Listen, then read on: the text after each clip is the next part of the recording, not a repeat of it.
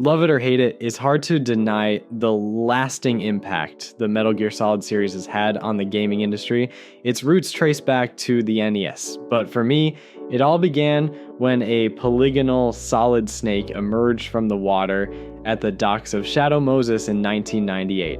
That moment hooked me, and Metal Gear Solid became one of my favorite franchises of all time, second only to Doom, of course. I was so obsessed that I bought a PlayStation 2 just for Metal Gear Solid 2, and later a PlayStation 3 solely to play Metal Gear Solid 4, Guns of the Patriots. At the time, it felt like the final chapter of the series, and the hype surrounding it was unreal. Expectations were sky high, and for fans like me who'd been riding the Hideo Kojima train for years, we were desperate for answers to lingering questions from the series' convoluted lore. What's wild is that Metal Gear Solid 1 and 4 were only a decade apart. Compare a game from 2012 to one from 2022, and you'd barely notice a difference. But the leap from 1998 to 2008 was monumental. When Metal Gear Solid 4 finally launched, it was a phenomenon. It earned glowing reviews, won Game of the Year awards, and sold millions of copies. It also became a sore point for Xbox fans due to its PlayStation 3 exclusivity, sparking heated debates in gaming circles. Even years later, the game trends whenever Kojima's name pops up with rumors of his next project. While Metal Gear Solid 3 remains my personal favorite, there's so much to unpack with Metal Gear Solid 4. It's not quite a masterpiece, sometimes it barely feels like a game, but it's an experience unlike any other. The content is so bizarre it feels like an out-of-body trip, and with cinematics stretching up to 30 minutes, or over an hour for the epilogue, you spend more time watching than playing.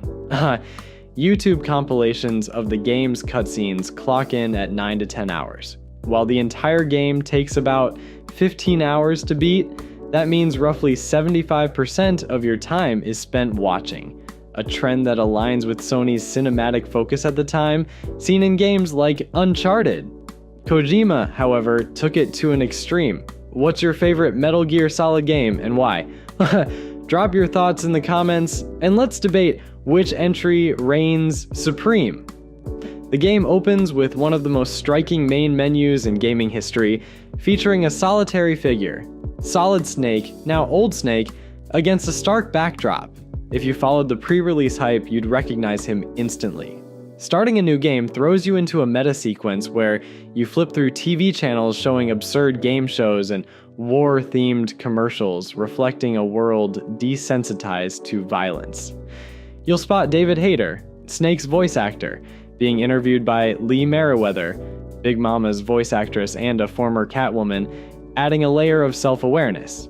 These ads, like one featuring robotic praying mantises, set the tone for a dystopian future where war is a commodity. The campaign kicks off in the Middle East with Snake riding in a truck disguised like Altair from Assassin's Creed, narrating how war has become a business where soldiers fight for the highest bidder. The opening sequence is gripping, showing rebel soldiers gunned down by private military companies, PMCs. The heads-up display fades in seamlessly, but just as you start to engage, you're hit with another cinematic. This introduces the geckos, robotic enemies with oversized heads and emu-like legs that feel like a misstep in design. More annoying than threatening. You can't fight them effectively early on, so you just run past, dodging their attacks. After a brief moment of control, another cutscene shows Snake evading geckos with his new Octo Camo suit, which blends into any surface, and a groan-worthy meta joke about no place for Hideo on a hunt. The prologue sets the pattern. Expect frequent interruptions. The story then flashes back to a cemetery where Snake, looking aged beyond his years, meets Otacon and Colonel Campbell. They reveal Liquid Ocelot. Liquid Snake's consciousness grafted onto Ocelot's body is stirring trouble in the Middle East. Snake's rapid aging caused by the FoxD virus is explained by returning character Naomi Hunter, who breaks down seeing his condition. The virus, combined with his weathered appearance, mustache, and mullet, paints Snake as a tragic figure. the game struggles to tie up loose ends from prior entries, reintroducing characters like Meryl and Mei Ling, who haven't appeared since Metal Gear Solid 1, to wrap up a saga filled with undead ninjas, bullet-dodging vampires, and wasp-shooting villains. The opening of Metal Gear Solid 4 sets a wild tone. What's your favorite opening sequence in a video game? Share in the comments, and let's compare. When you finally get to play, the gameplay shines. In the Middle East, you equip the Solid Eye, a mechanical eye patch with night vision and enemy detection, and a tranquilizer pistol for non-lethal takedowns, my preferred way to play. Stealth feels rewarding, leaving sleeping guards instead of bodies, and the Octo Camo suit, an upgrade from Metal Gear Solid 3's clunky menus, automatically adapts to surfaces, and a later face mask makes you nearly invisible. Shaking the 6-axis controller resets the camo, a rare instance of the motion controls working well. The Mark II, a pint-sized Metal Gear for recon, is less useful but adds flavor. Stealth blends elements from Metal Gear Solid 2 and 3. The Solid Eye highlights nearby enemies without revealing their exact vision cones, striking a balance between guidance and challenge. However, scripted enemy spawns in the first act can feel unfair. Unlike the predictable patrol routes of earlier games, helping rebels by taking out PMCs can earn their trust, turning hostile areas friendly. Sandbox-like touch, but the frame rate stutters and frequent installation screens remind you the PlayStation 3 is pushed to its limits. The game's visuals, despite a muted color palette, are stunning for the era, but performance issues are noticeable. Stealth or combat? Which do you prefer in Metal Gear Solid 4? Share your playstyle and favorite tactics in the comments. A new character, Drebin, is a gun runner with a cigarette-smoking, soda-drinking pet monkey, reminiscent of Resident Evil 4's Merchant. He operates in war zones, selling weapons and unlocking ID lock guns for Drebin points. This mechanic, where every weapon has a unique ID to prevent misuse, fits the game's futuristic setting. Drebin's shop, accessible anytime via the pause menu, lets you buy weapons and ammo instantly, trivializing resource management. While this reflects the game's theme of war's commodification, it can feel too easy, especially compared to the punishing European extreme mode, where shop access is restricted. The arsenal is vast with customization options, but I stick to the tranquilizer pistol or non-lethal weapons like the Mosin Nagant rifle for that satisfying stealth experience. Drebin's shop makes ammo management a breeze. What's your go-to weapon in Metal Gear Solid 4? Tell us in the comments! Metal Gear Solid 4 leans heavily into forced combat sequences, shifting away from the series' tactical espionage action roots. You'll face platoons of enemies like the Frog Soldiers, women in skin-tight suits with P90s who leap around and screech when defeated. In Act 1, you team up with Meryl's Rat Patrol to battle them, a jarring shift if you focused on stealth. Act 2 features an on-rails APC chase, shooting geckos and zombie-like soldiers, while Act 3 has a chaotic motorbike chase through Europe. These sequences, while visually intense, feel at odds with the stealth core. However, quieter moments like distracting guards with magazines or rolling into them in a barrel recapture the series' playful charm.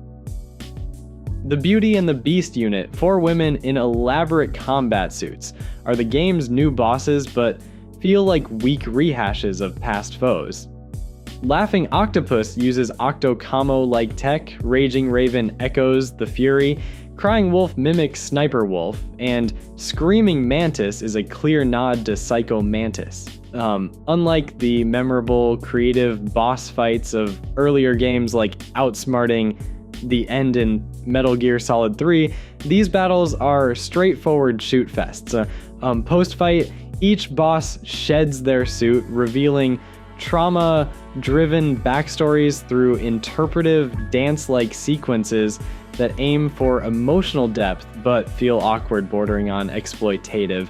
The game tries to evoke sympathy via Drebin's calls about their tragic pasts, but it falls flat compared to the series' stronger female characters like Olga, whose appeal came from competence, not just appearance. Johnny, also known as Akiba, is a baffling addition. A comic relief punching bag in earlier games, known for his ill-timed bowel issues, he's inexplicably promoted to a key player in Meryl's elite rat patrol. His incompetence, like revealing their position to enemies, makes his inclusion feel forced. Or worse, Meryl falls for him, leading to a cringeworthy marriage proposal amidst a world-ending crisis. The scene feels like a Hollywood-inspired misstep, possibly influenced by films like Mr. and Mrs. Smith. Johnny redeems himself slightly by holding off enemies, but his role remains a head-scratcher. Johnny's arc is polarizing. Love him or hate him? Share your thoughts on this unlikely hero in the comments. Act 2's jungle stealth sections, where you track Naomi's footprints while avoiding patrols, are a highlight, echoing Metal Gear Solid 3's brilliance. However, the act ends with another on-rails chase, shooting geckos from an APC, followed by a cinematic fight between Vamp and Raiden. Act 3 sees Snake in Eastern Europe tailing an NPC through dimly lit streets to find rebel leader Big Mama, revealed as Ava from Metal Gear Solid 3. A reckless checkpoint scene and another motorbike chase with Raging Raven feel scripted and frustrating, especially on European Extreme mode. The violence escalates, with Ocelot's brutal beatdowns of Snake and mass slaughters pushing the tone into grim excess. Act 4 is pure fan service, returning to a reimagined Shadow Moses. Seeing the helipad through a snowstorm is nostalgic perfection, complete with meta jokes about swapping discs. The base is patrolled by robotic enemies, but the atmosphere is electric. Fights with Vamp and Raiden, followed by piloting a battered Metal Gear Rex against Ocelot's Metal Gear Ray, are thrilling, if overly cinematic. Act 5, a short assault on Ocelot's Outer Haven submarine, culminates in the infamous microwave corridor, where Snake crawls through lethal radiation, a gut-wrenching testament to his willpower. The final fistfight with Ocelot, cycling through his past personas, is cinematic artistry backed by the iconic Snake Eater theme. The hour-long epilogue ties up loose ends, including Meryl and Johnny's wedding and a poignant Snake Big Boss reunion, leaving players emotionally spent. The Shadow Moses return and final fight are unforgettable. What moment in Metal Gear Solid 4 hit you hardest? Share in the comments. Metal Gear Solid 4 is a flawed but singular experience. Its bloated cutscenes and uneven pacing test patience, but its ambition, emotional depth, and nostalgic highs are unmatched. Kojima told the story he wanted, however long-winded or bizarre. The game's PlayStation 3 exclusivity and niche appeal make it a unique artifact, still sparking debate years later. It's not a masterpiece, but it's one of a kind, like painting the Sistine Chapel with chaos. People won't talk about other 2008 games in 2025, but Snake and Ocelot's rooftop brawl will live on. Love or hate Metal Gear? Solid 4, it's unforgettable. What's your verdict on this wild ride? Share in the comments, and let's keep the conversation going. Thank you for watching. Don't forget to like and subscribe.